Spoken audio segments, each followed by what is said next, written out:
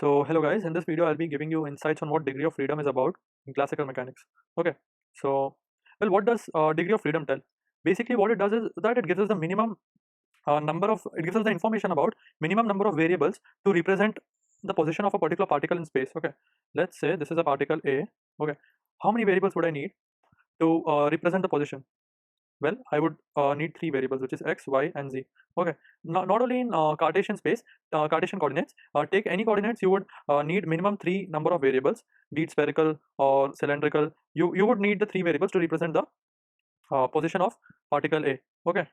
So when there are two particles, let's say A and B, you would need in total x1, y1, z1, and x2, y2, z2. So you would need 6. 3 plus 3, 6. Here you would need 3. Similarly, if there were more particles, if there were 3 particles, you would need 9 coordinates. Okay, to mention the position of all 3. If there were n particles, you would need 3n coordinates to describe the position of all the particles. Okay, so basically degree of freedom is nothing but this quantity 3 or 6 or 9 or 3n. Okay, so this is the degree of freedom.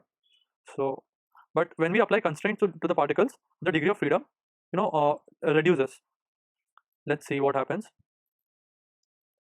Imagine there is a pendulum. Okay, this is some mass m. Okay, so what should be the degree of freedom be? 3n. Okay, which is equal to 3 into 1 equals to 3. Okay, but now if I say it is moving only in xy plane. Okay, so constraint number 1 would be it moves in xy plane. Constraint number 2 would be it has string attached. So basically now the degree of freedom would be 3 minus 2. 3 minus 2, which is equal to 1. Now what is this 1 telling me? Well, it tells me that you can choose a coordinate system such that you can describe the position of this m using only one variable. So this is theta.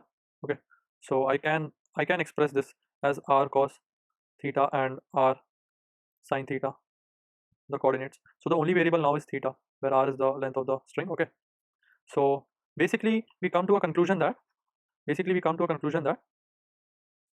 degree of freedom equals to 3n minus k, where k is the number of constraints.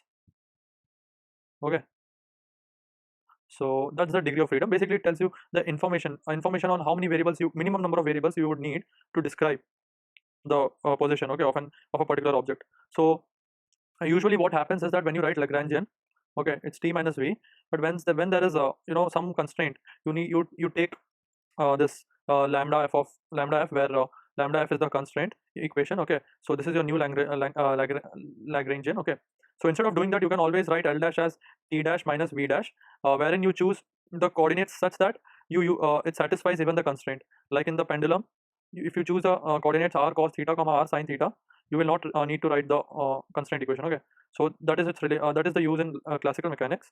And now let me give you one more example. Then I'll explain you the degree of freedom of a rigid object. Okay, because for 3n particles it's different. For rigid body, the degree of freedom would be different. So let's take one more example for free particles. Okay, so this is a pendulum again. Now from here, this is another pendulum. Okay, so how many this is m1, this is m2. How many what is the degree of freedom? Or I can ask you a question: how many minimum number of variables would you need to know to describe the position of m1? Okay, well, you can always go by this method. Okay, what is 3n here? 3n is nothing but 6, because n equals to 2. Okay, now let's find out the number of constraints. Constraint 1, that m1 is in xy plane. Okay, I'm taking this plane as xy. Okay, similarly,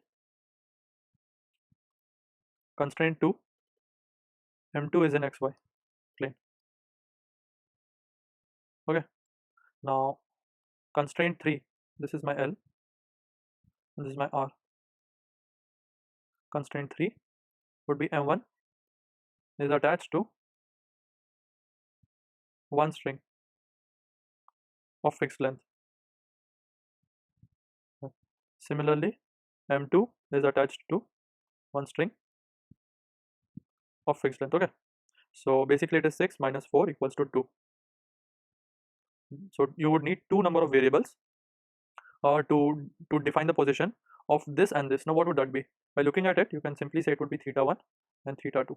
So position of m1 can be written as position of m1, and position of m2 can be written as f of theta 2, which is position of m2.